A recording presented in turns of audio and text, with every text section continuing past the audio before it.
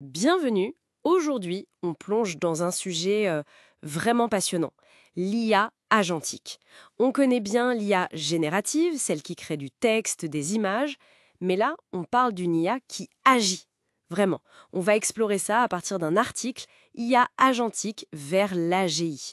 Notre but, comprendre ce que c'est, comment ça marche et ce que ça change. La différence clé, si j'ai bien compris, c'est qu'on ne donne plus juste une instruction genre écris-moi un poème. Là, on délègue un objectif, c'est ça? C'est exactement ça. On passe d'une logique de commande-réponse à une logique de délégation, d'exécution autonome. Et cette autonomie, elle repose sur trois piliers importants. D'abord, opérer sans intervention humaine constante. Ensuite, être orienté vers un but, savoir décomposer un objectif complexe en tâches plus simples. Et enfin, l'adaptabilité. Apprendre de l'expérience, quoi. C'est une vraie rupture avec les IA d'avant qui étaient plus passives. Là, il y a interaction active avec l'environnement. D'accord. Mais alors, comment une IA peut agir concrètement? Qu'est-ce qu'il y a sous le capot techniquement? Alors, au cœur, on trouve toujours un grand modèle de langage, un LLM. Mais on ne l'utilise pas juste pour générer du texte. Son rôle ici, c'est de raisonner, de planifier. On utilise des techniques comme Chain of Thought pour structurer la pensée, ou React, ça veut dire raisonner et agir en boucle. Hmm, React, d'accord. Mais un LLM, ça a une mémoire de poisson rouge, non? Comment elle fait pour se souvenir de ce qu'elle doit faire sur la durée? Très bonne question. Effectivement, la mémoire limitée des LLM, c'est un frein. Pour ça, l'IA agentique intègre une mémoire à long terme. Souvent, ça passe par des bases de données vectorielles. Ça permet de stocker et de retrouver l'information pertinente. Et on utilise aussi le RAG, Le RAG, c'est-à-dire? Retrieval Augmented Generation. En gros, ça permet à l'IA d'aller chercher de l'information externe, à jour, sur le web par exemple, pour que ses actions soient basées sur des faits réels et pas sur des hallucinations. Ah oui, pour éviter qu'elle invente des trucs, logique. Donc elle raisonne, elle mémorise, et pour l'action elle-même, pour interagir avec le monde. Eh bien, elle utilise des outils. C'est crucial.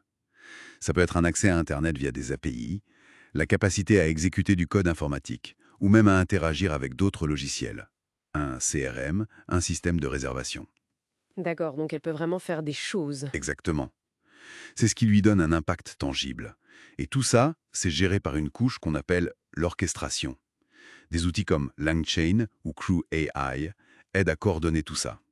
Et on voit même apparaître des systèmes multi-agents, plusieurs IA, spécialisées chacune dans une tâche, qui collaborent. Fascinant cette architecture. Et où est-ce qu'on voit déjà ce genre d'IA à l'œuvre? Est-ce qu'il y a des exemples concrets? Ah oui, ça commence à bouger sérieusement. Surtout dans le développement logiciel. On a vu des prototypes, comme SW Agent de Princeton, ou des annonces comme Devin, qui sont censés pouvoir corriger des bugs ou même gérer des projets de code de façon autonome.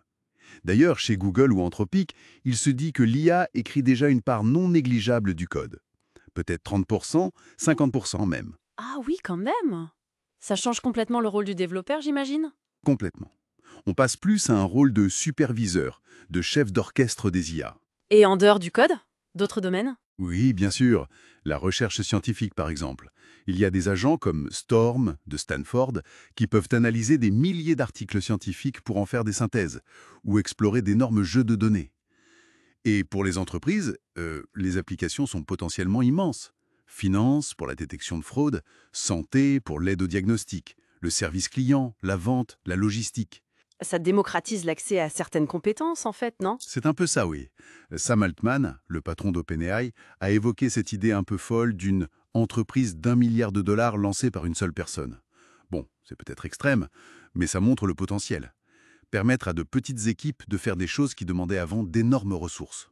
Bon, tout ça, ça nous amène forcément à la grande question. Est-ce que c'est ça, l'AGI, l'intelligence artificielle générale? Celle qui égalerait l'humain? C'est tentant de le penser. Ces agents, ils imitent un comportement intelligent au niveau de planifier, agir, apprendre. C'est un pas important vers ce qu'on pourrait appeler une AGI comportementale. Mais attention, imiter n'est pas comprendre. Les LLM qui sont au cœur de ces systèmes, ils ont encore une incapacité établie à raisonner au sens profond causal. Ils ne comprennent pas vraiment le monde. Et puis il y a la question de la fiabilité, j'imagine. Ça marche toujours comme prévu? Pas toujours, non. Il y a cet exemple amusant, enfin parlant, d'un agent qui devait trouver des chaussures et qui est devenu obsédé par les lacets. Il s'est focalisé sur un détail. Donc, beaucoup d'experts restent prudents, voire sceptiques sur l'arrivée imminente de l'AGI. Certains disent même que agentique, c'est juste un nouveau mot pour orchestration. Et leur autonomie, si elle n'est pas maîtrisée, peut poser de sérieux problèmes. Oui, justement, ça m'amène à la gouvernance. Si on a plein d'agents autonomes qui agissent partout, comment on gère ça? C'est le défi majeur. On parle d'un déficit de gouvernance. La technologie avance bien plus vite que notre capacité à l'encadrer, à mettre des règles. Les risques sont, on peut dire, triples. Premièrement, le contrôle et la responsabilité. Si un agent fait une erreur grave, qui est responsable? Bonne question. Deuxièmement, la sécurité. Plus d'autonomie, plus d'interaction, ça ouvre de nouvelles failles potentielles, des attaques possibles. Et troisièmement, l'éthique. Ces agents peuvent reproduire, voire amplifier, les biais présents dans les données sur lesquelles ils sont entraînés. Donc il faut des garde-fous. Absolument.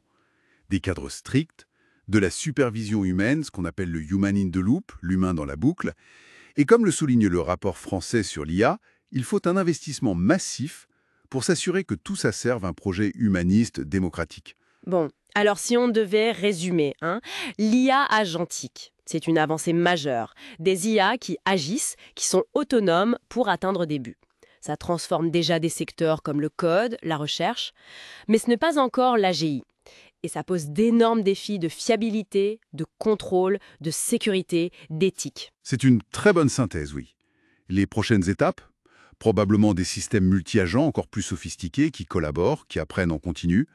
Peut-être un standard pour qu'ils interagissent. Un web agentique ouvert. Et une dernière pensée pour nos auditeurs, peut-être que le vrai défi finalement, c'est moins de créer un agent super intelligent Mhm. que de savoir comment concevoir une société d'agents qui fonctionne bien. Comment faire coexister des milliards d'agents autonomes de manière sûre et alignée avec nos valeurs. C'est une excellente question pour conclure. Ça ouvre la réflexion. Voilà, matière à penser. Merci beaucoup pour cet éclairage et à bientôt pour une nouvelle exploration.